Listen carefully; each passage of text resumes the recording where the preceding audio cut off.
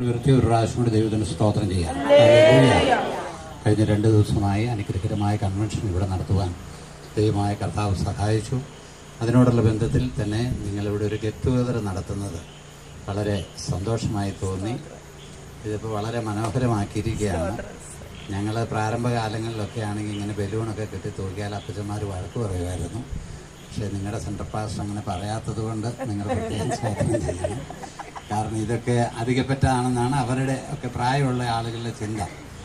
ഞാനും മനസ്സുകൊണ്ട് ചെറുപ്പമായതുകൊണ്ട് ഞങ്ങളോടൊപ്പം കൂടുകയാണ്. ഇങ്ങനെ എല്ലാവരും കുടുംബമായിട്ട് ഒരു യോശുവ ഒരിക്കൽ പറഞ്ഞു, ഞാനും എൻ്റെ കുടുംബമോ ഞങ്ങൾ യഹോവയെ സേവിക്കും. നമ്മുടെ ലക്ഷ്യം അതായിരിക്കണം. എല്ലാ കുടുംബങ്ങളും ശ്രദ്ധിക്കണം.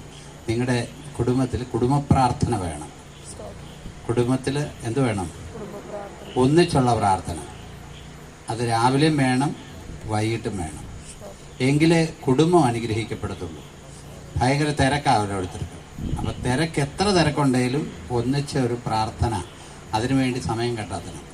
നമ്മൾ ഈ കുഞ്ഞുങ്ങൾക്കൊക്കെ പഠിക്കാനൊക്കെ ഉള്ളതുകൊണ്ട് പറയും, മക്കളെ പോയി പഠിച്ചു വന്നിട്ട് അവിടെ ഇരുന്ന് പ്രാർത്ഥിച്ചേച്ചും കിടന്നോളാൻ പറയും. ചിലപ്പോൾ എളുപ്പത്തിന് പറയുന്ന പിള്ളേരുടെ സമയം കളയണ്ടല്ലോ എന്നോർത്ത്. പക്ഷെ അങ്ങനെയല്ല.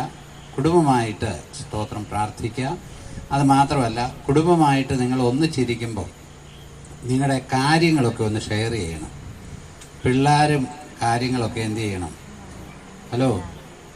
മാതാപിതാക്കളോട് പറയണം. നിങ്ങളുടെ കാര്യങ്ങൾ മാതാപിതാക്കളോട് പറയണം. മാതാപിതാക്കളോട് മറിച്ച് ഒരു പരിപാടിയും നിങ്ങളുടെ ജീവിതത്തിൽ ഉണ്ടാകാൻ പാടില്ല. പിള്ളേരുടെ ഫോണിൻ്റെ പാസ്വേഡ് നമ്പറൊക്കെ മാതാപിതാക്കൾക്ക് അറിയണം. അറിയാമോ?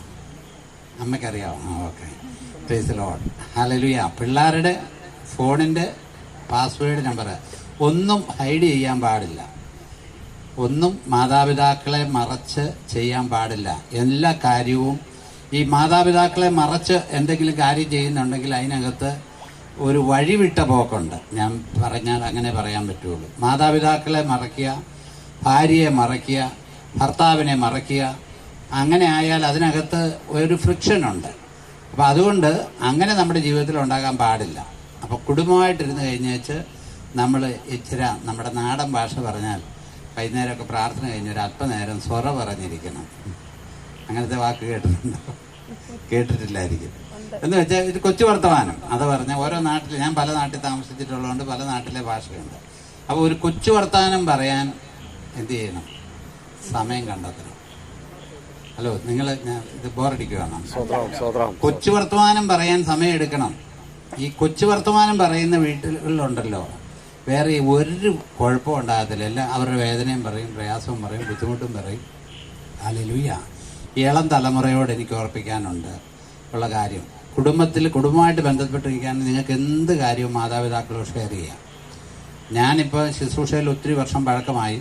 അപ്പോൾ ടെൻറ്റ് പാസ്റ്റർ പ്രായത്തിന് മുമ്പ് ഞാൻ ഉരുമന വന്നതാണ്, ഉരുമനയിലെ പാസ്റ്ററായിട്ട്. അപ്പോൾ അന്ന് മുതൽ ഇവിടെയൊക്കെ ഒത്തിരി ആളുകളുണ്ടായിരുന്നു. അന്ന് മുതൽ എൻ്റെ സഭാ ശുശ്രൂഷയിലും സഭയിലെ കുഞ്ഞുങ്ങൾ അവരുടെ ജീവിതത്തിൽ ഒരു കുറച്ച് വഴക്ക വെട്ടണം കേട്ടോ. ഒത്തിരി ആയാൽ ശരിയാകത്തില്ല. സ്വർഗരാജ്യത്തിൽ പോകണമെന്നുള്ളതാണ്. അതുകൊണ്ട് കുടുംബ പ്രാർത്ഥനയുള്ളത് പോയി ഒരു സ്വറ പറഞ്ഞിരിക്കുകയും ചെയ്താൽ ഇതെല്ലാം മാറും. എനിക്ക് 2 പെണ്ണും ഒരാണുമാണ്. എൻ്റെ 2 പെൺപിള്ളേരും പഠിക്കാൻ പോയപ്പോൾ ഞാൻ അവരോട് പറഞ്ഞു വിട്ടു, നിങ്ങളെ പോകുന്ന വഴിയിൽ ചിലരൊക്കെ പറയും കെട്ടണം, അതാ ഇതെന്നൊക്കെ പറയണം. അപ്പം നിങ്ങൾ പറയേണ്ട ഒരു കാര്യമുണ്ട്, പപ്പ ഓൾറെഡി കല്യാണം പറഞ്ഞു വെച്ചേക്കുക. അവർക്കൊക്കെ ചിലരിങ്ങനെ അവരെ ഇങ്ങോട്ട് അടുക്ക വന്നിട്ട് ഇഷ്ടമാണെന്നൊക്കെ പറഞ്ഞ അനുഭവം ഉണ്ടായിട്ടുണ്ട്.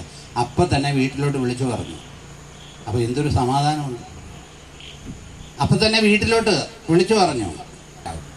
ഈ കുടുംബ പ്രാർത്ഥന കഴിഞ്ഞിട്ട് അപ്പനെന്ന് വിളിച്ച് നോക്കണം എങ്ങനെയുണ്ട് പിള്ളേരുടെ ഡ്രസ്സും കാര്യവും ഒക്കെ എന്ന്.